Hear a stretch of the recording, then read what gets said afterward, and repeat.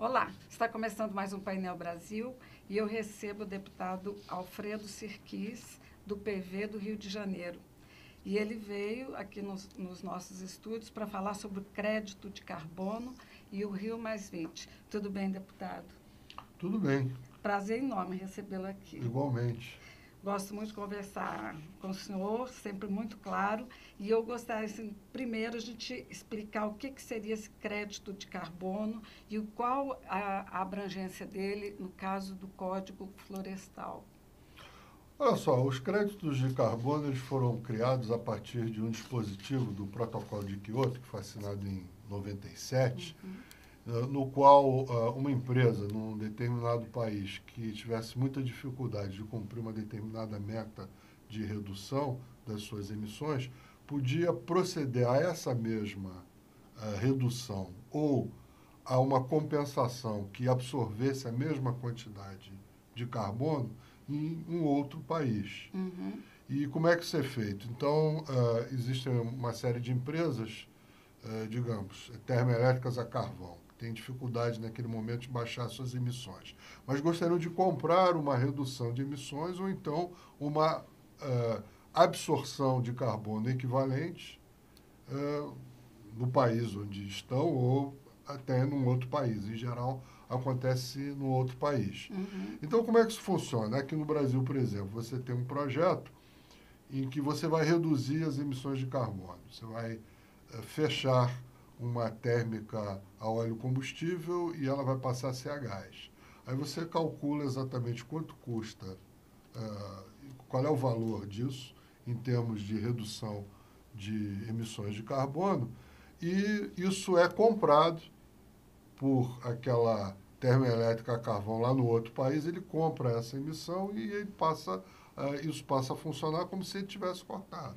E no caso do Brasil, existe já empresas preparadas para esse tipo de Sim, transação? isso aí já é uma coisa comum e corrente desde o início da década passada. Certo. Como é que isso funciona? Você apresenta um projeto, você tem um projeto, por exemplo, de um grande reflorestamento, que pode absorver carbono. Ou então, a transformação de uma usina, como eu mencionei, de óleo combustível, carvão em gás natural, ou solar, ou eólica. Certo. Ou outros projetos, tem projetos assim, agrícolas até, enfim, tem vários tipos de projetos. Então, esses projetos são levados ao Ministério da Ciência e Tecnologia, que analisa esses projetos para ver se eles realmente estão conformes. É um processo meio burocrático, um processo meio lento, e depois, uma vez que eles sejam aprovados pelo Ministério da Ciência e Tecnologia do Brasil, eles são certificados e são mandados para a ONU, para o chamado MDL, Mecanismo de Desenvolvimento Limpo, onde eles são novamente analisados, e uma vez aprovados, esses projetos eles podem receber esses créditos de carbono de financiamento por parte de empresas que estão pagando para não ter que elas próprias reduzirem. Certo. Então, essa é a forma que funciona, teoricamente. Na Certo. prática, tem uma série de problemas. Por exemplo, o fato de não haver, nesse momento, um acordo que estabeleça metas obrigatórias para todos os países. E tem havido uma flutuação muito grande em função de expectativas que não são realizadas. Havia uma grande expectativa em relação à Conferência de Copenhague, que não aconteceu. Então, há uma variação complicada no preço do carbono. E tem havido certas irregularidades nesse mercado, como, às vezes, a dupla contabilização dessas reduções, que é uma coisa muito ruim, porque subverte o princípio.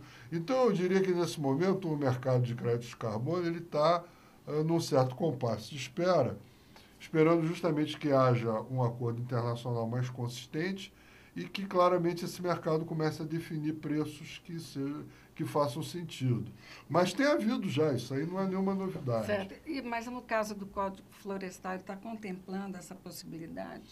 Não, o que nós temos dito em relação ao Código Florestal, que o reflorestamento de grandes projetos de reflorestamento, e até incluindo o reflorestamento econômico, mas de preferência misto, com uma parte econômica e uma parte de biodiversidade. Grandes projetos de reflorestamento que poderiam ser uma alternativa para o pecuarista de baixa produtividade, que quer melhorar a qualidade da pecuária dele e ter mais boi por hectare, e ele vai ter uma terra ali sobrando, ele pode ganhar muito, reflorestando.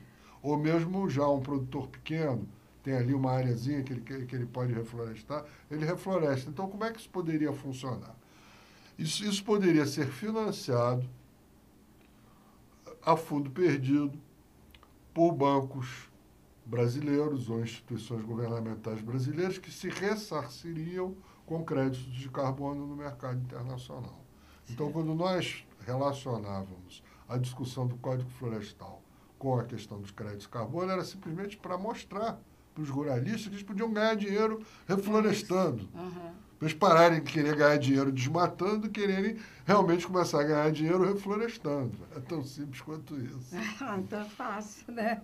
Na realidade, uma outra pergunta, uma curiosidade. Por exemplo, esse reflorestamento, ele deve, no caso, respeitar a região e a localidade. Por exemplo, se ele estiver no bioma da Mata Atlântica, claro, seria com sim, árvores eu acho que a reserva legal e as áreas de proteção permanente têm que ser, melhor dizendo, recompostas com aquela vegetação que é daquele bioma. Tá. Agora, como plus, pode haver um reflorestamento econômico, e como o reflorestamento econômico absorve carbono, e por acaso até o eucaliptus, que é uma das árvores de reflorestamento econômico, ele absorve até mais rápido, em maior intensidade, ele cresce mais rápido, é perfeitamente compatível que depois de reconstituir a reserva legal, reconstituir a área de proteção permanente com a vegetação necessária, com biodiversidade da área, possa haver um plus, que é o reflorestamento econômico, e que isso também pode ser pago com crédito de carbono.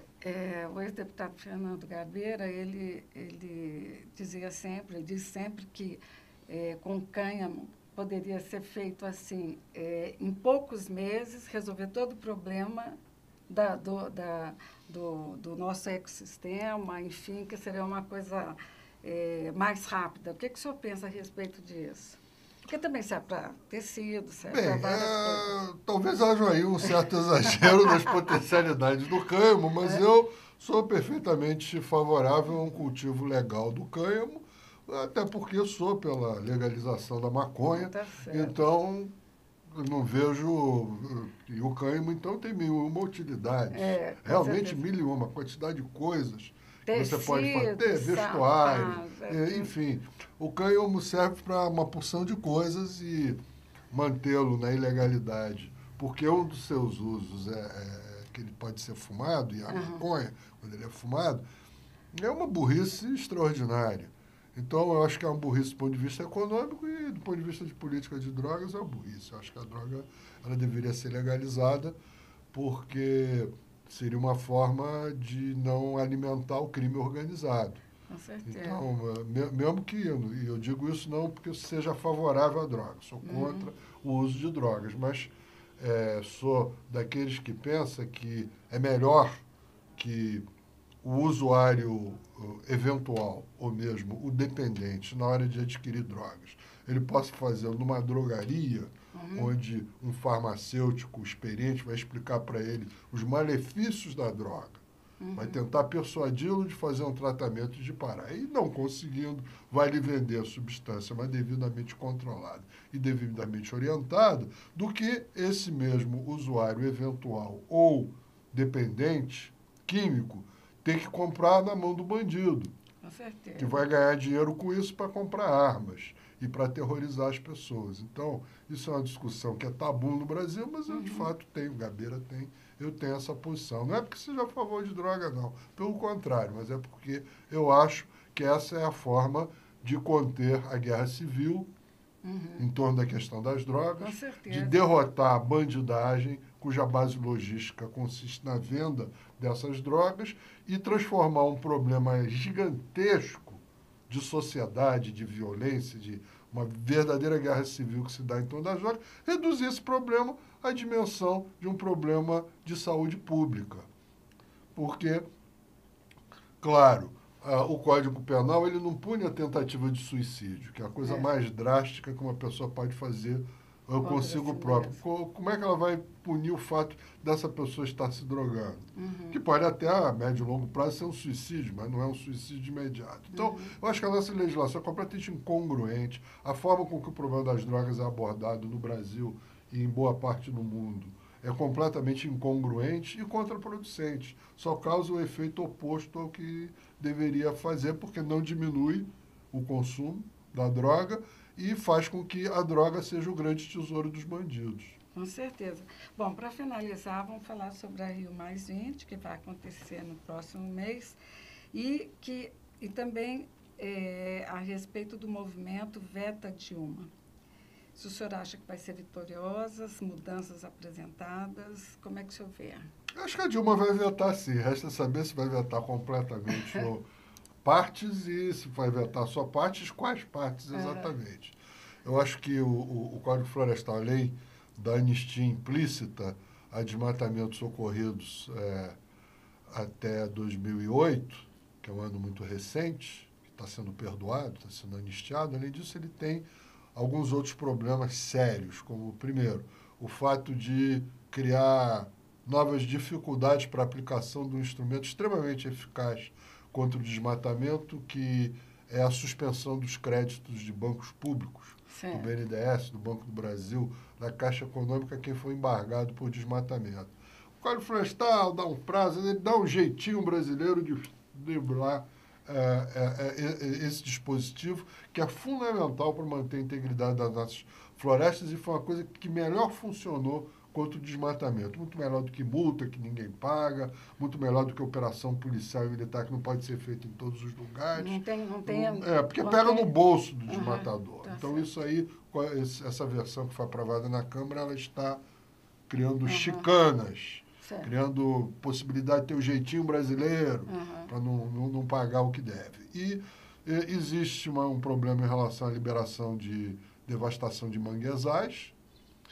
E existe um problema de um dispositivo curioso que diz que aqueles estados da Amazônia que tiverem mais de 65% do seu território em unidades de conservação em terras indígenas, a reserva legal cai de 80% para 50% da propriedade.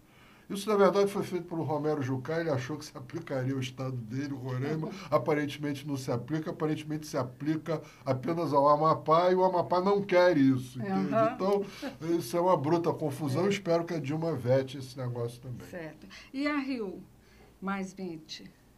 Qual a sua expectativa? Bom, a Rio+20, ela tem a conferência oficial e tem todos os eventos paralelos. Eu estou empenhado profundamente num importante evento paralelo, que é o Rio Clima, Rio Climate Challenge, em inglês, que é o grande evento sobre clima, porque a Rio+20, ela não vai, na sua parte oficial, ela não vai tratar do assunto clima, ela vai tratar de dois temas, que são economia verde e governança internacional. Mas o clima é um tema extremamente importante e a gente resolveu compensar essa lacuna fazendo um evento paralelo. Em relação aos dois temas da Rio+20, eu acho que governança não vai avançar, porque o momento não é favorável com a crise da União Europeia. Isso aí, no momento não é muito favorável. Agora, a economia verde poderia avançar desde que se tente simplificar a discussão, porque o problema atualmente é que tem um monte de gente, um monte de sugestão, um monte de país, e vão botando coisas para dentro do documento. O documento já anda pelas 200 páginas. Eu acho que isso é um mau caminho. Eu acho que a gente tem que definir princípios claros, simples. A simplicidade é a alma do negócio. Então, nós, na nossa subcomissão Rio+20, da Comissão de Relações Exteriores e Defesa Nacional, que eu presido na Câmara, nós resolvemos fazer uma recomendação para o governo brasileiro para concentrar o fogo em 4 pontos. Primeiro ponto, revisão do PIB, Produto Interno Bruto, como o rei dos indicadores de desenvolvimento. O PIB é um mau indicador. Só para te dar um exemplo, o PIB computa desmatamento a favor, o PIB computa acidentes de trânsito a favor, né? Então, tem que ter um indicador que de fato tenha aspectos qualitativos e leve em conta questões de natureza ambiental e de natureza social. O segundo ponto que a gente sugere é um grande New Deal verde, que é como nos anos 30, que o presidente Roosevelt desencadeou um grande plano de obras públicas e de ações, grandes investimentos públicos. Na época foi em estradas, rodovias e infraestrutura. E hoje em dia é uma coisa que precisa ser feita pelos governos de todo o mundo, investindo em tecnologias de energias limpas para diminuir as emissões de carbono, em reflorestamento, em saneamento, em recuperação do meio ambiente degradado.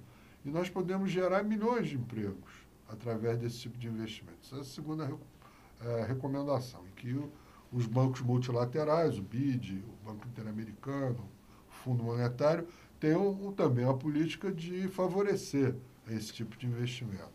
Terceira coisa, a atribuição de valor econômico a serviços prestados por ecossistemas. Então, você imagina a importância dos serviços que a Amazônia presta, que o Pantanal presta, a fotossíntese, a purificação de águas e tudo, e nada disso é considerado com valor. Isso é de grátis. É de grátis. Como se diz, é de grátis. E o fato de ser de grátis estimula muito a devastação ambiental. Tá certo. O último ponto é realmente mudar os sistemas tributários, né? É substituir impostos que sejam regressivos do ponto de vista ambiental e subsídios que sejam negativos do ponto de vista ambiental por impostos que consagrem a taxação da intensidade de carbono da atividade e subsídios que sejam subsídios favoráveis e não subsídios contrários ao meio ambiente. Ok.